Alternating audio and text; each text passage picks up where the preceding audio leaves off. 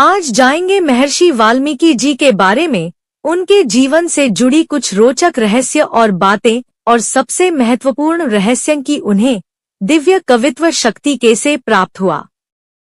एक समय की बात है, ब्रह्मा जी ने सरस्वती से कहा, तुम किसी योग्य पुरुष के मुख में कवित्व शक्ति होकर निवास करो। ब्रह्मा जी की आज्ञा मानकर सरस्वती योग्य पात्र की खोज में बाहर निकली। उन्होंने ऊपर के सत्यादि लोकों में भ्रमण करके देवताओं में पता लगाया तथा नीचे के सातों पातालों में घूमकर वहां के निवासियों में खोज की, किंतु कहीं भी उनको सुयोग्य पात्र नहीं मिला। इसी अनुसंधान में पूरा एक सतयुग बीत गया। यह भी पढ़े ब्रह्मा जी के कहने पर महर्षि वाल्मीकि ने लिखी रामायण। जानिए महर्षि वाल्मीकि से जुड़ी कुछ रोचक बातें। तदंतर त्रेता युग के आरंभ में सरस्वती देवी भारतवर्ष में भ्रमण करने लगी।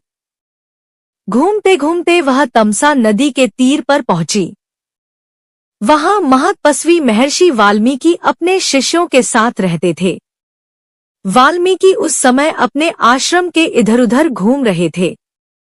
इतने में ही उनकी दृष्टि एक क्रौंच पक्षी पर पड़ी, जो तत्काल ही एक व्याध के बाण से घायल हो पंख फड़फड़ाता हुआ गिरा था। पक्षी का सारा शरीर लहूलुहान हो गया था। वह पीड़ा से तड़प रहा था और उसकी पत्नी क्रौंची उसके पास ही गिरकर बड़े आर्त स्वर में चे चे कर रही थी। पक्षी के उस जोड़े की यह दयनीय दशा देखकर दयालु महर्षि अपनी सहज करुणा से द्रवीभूत हो उठे। उनके मुख से तुरंत ही एक श्लोक निकल पड़ा, जो इस प्रकार है। मां निषाद प्रतिष्ठा त्वंगम शाश्वती समा यत् क्रौंच मिथुनादेक मवधि कामोहितम। यह श्लोक सरस्वती की ही कृपा का प्रसाद था। उन्होंने महर्षि को देखते ही उनकी असाधारण योग्यता और प्रतिभा का परिचय पा लिया था।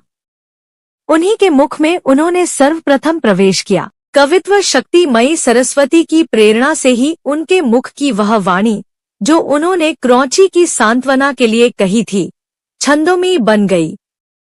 उनके हृदय का शोक ही श्लोक बनकर बाहर निकला था। शोक श्लोकत्वमागत। सरस्वती के कृपा पात्र होकर महर्षि वाल्मीकि ही आदिकवि के नाम से संसार में विख्यात हुए। तो यह था महर्षि वाल्मीकि जी के जीवन से जुड़ी कुछ रोचक रहस्य।